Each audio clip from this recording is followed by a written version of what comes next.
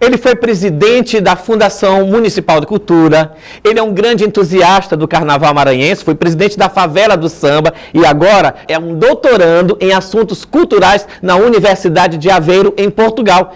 Eu converso um pouquinho com Euclides Moreira Neto. Tudo bom, Euclides? Tudo bom. Quer dizer que do samba partiu agora para o bloco tradicional? Olha, na verdade, do carnaval partimos para uma manifestação específica, que é o nosso objeto de estudo no programa doutoral na Universidade de Aveiro em estudos culturais. E os blocos tradicionais do Maranhão é o nosso objeto de estudo. Né?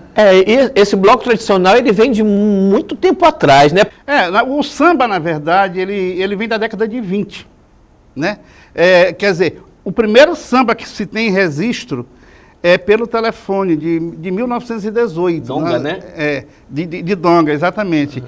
E tivemos um período de 10 anos de absorção, de difusão do samba, porque os grandes bailes, as grandes festas feitas pelas sociedades, ou pela sociedade, pela elite cultural do século passado, do século retrasado, era feito com músicas variadas, com jazz, com blues, com músicas que eram conhecidas na Europa e depois nos Estados Unidos, que eram trazidas por marinheiros. O samba mesmo, só a partir pelo telefone, teve uma popularidade, e também da chegada do rádio, da popularização do rádio, que o rádio também começou a ficar mais popular a partir da década de 20. A televisão já foi na década de 50. Então, a comunicação tem toda uma responsabilidade por difundir isso. O Maranhão, o São Luís especificamente, era, no final do século XIX, uma das 4 principais cidades do Brasil. Ela chegou a ser a 4ª cidade mais populosa do Brasil, antes de São Paulo ganhar este boom, ganhar essa grandiosidade muito grande. Então, as grandes companhias de teatro, de música da Europa vinha direto para São Luís, ou ia para o Rio, mas passava em São Luís. E tanto é que o Arthur Azevedo é o teatro mais antigo de capital brasileira construído aqui no país. Ele foi o 2º teatro mais antigo construído no Brasil. O primeiro é em Ouro Preto, que naquela época Ouro Preto era uma cidade grandiosa para os padrões da época. Mas o 2º é o Arthur Azevedo.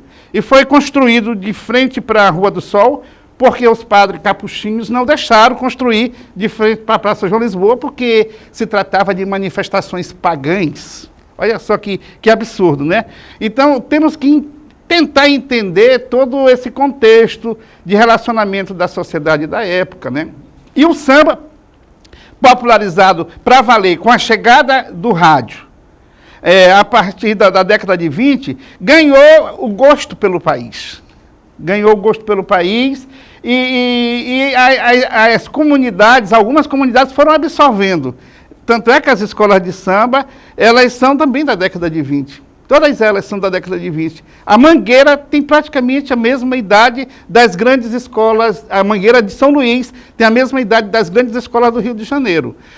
Logo depois, ou quase no período similar, começaram a surgir também os blocos tradicionais. Então, os blocos tradicionais foram difundidos inicialmente só com homens, não havia o gênero feminino, o sexo feminino dentro do bloco.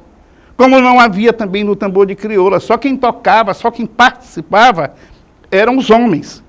Isso já veio acontecer, a inserção da mulher, na década de 60, né?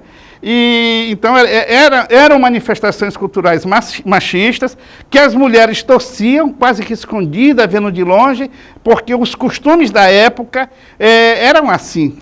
Depois é que a coisa ganhou uma abertura. Eu acabo de escrever um livro chamado Ajuntamento de Memória, que foi resultado de uma grande entrevista que nós fizemos com a pesquisadora e grande gestora Zelinda Lima, que ela diz o seguinte: a primeira coreira de tambor de crioula, de um grupo de tambor de crioula em São Luís, surgiu no início da década de 70, quando as lojas pernambucanas resolveram doar o tecido para fazer a saia rodada para um grupo.